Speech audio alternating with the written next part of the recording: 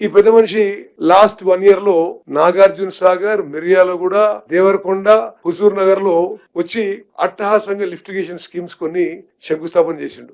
నాకు స్పష్టంగా గుర్తుంది. చేసి 1.5 years లో పూర్తి చేస్తున్నాడు లిఫ్టిగేషన్ స్కీమ్స్ అన్ని. మేము అధికారంలో వచ్చే వరకు పనులు మొదలు కాలే. నేను వచ్చిన తర్వాత మరి మా కాంగ్రెస్ ప్రభుత్వం వచ్చిన తర్వాత మరి మేము ఆయన శంకుస్థాపన చేసిన ఉమ్మడి నల్గొండ జిల్లా లిఫ్టిగేషన్ స్కీమ్స్ అన్ని ఏ ప్రాబ్లమ్స్ ఉన్నా అధిగమించి, ఫారెస్ట్ ఇష్యూస్ ఉన్నా, ల్యాండ్ ఎక్విజిషన్స్ ఉన్నా అన్ని అధిగమించి అప్రోప్రియేట్ ఫండ్స్ రిలీజ్ చేసి మరి ఈ పనులు ఇప్పుడు వేగవంతంగా చేస్తున్నాం. తప్పనిసరిగా ఈ టర్మ్ లో పూర్తి చేస్తాం. హరీష్ రావు గారు ఆయన ఇరిగేషన్ మినిస్టర్ ఉండే, ఫైనాన్స్ మినిస్టర్ ఉండే. 7,000 కోట్లు ఎటుపోయినాయి వీళ్ళు మంత్రులు పంచుకున్నారు అంటున్నారు ఆయన.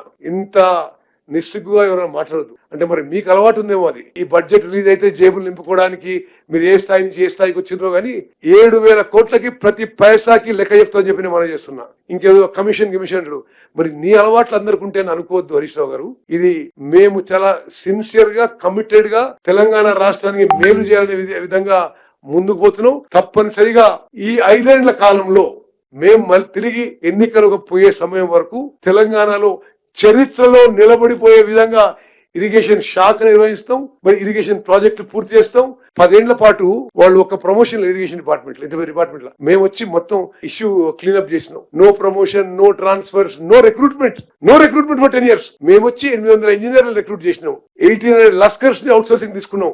ఏ విధంగా ఇరిగేషన్ డిపార్ట్మెంట్ యొక్క ఇన్ఫ్రాస్ట్రక్చర్ స్ట్రెంథెన్ చేయాలని కూడా మరి ముఖ్యమంత్రి గారు, ఉప ముఖ్యమంత్రి గారి సహకారంతో ముందుకు పోయినాం. తప్పనిసరిగా ఈ టర్మ్ అయిపోయే లోపల ఇరిగేషన్ ప్రాజెక్ట్స్ పూర్తి చేస్తాం. మరి తెలంగాణ చరిత్రలో నిలబడిపోయే విధంగా మా హయాంలో ఇరిగేషన్ ప్రాజెక్టులు ఉంటాయని చెప్పి నేను మనవి చేస్తున్నాను.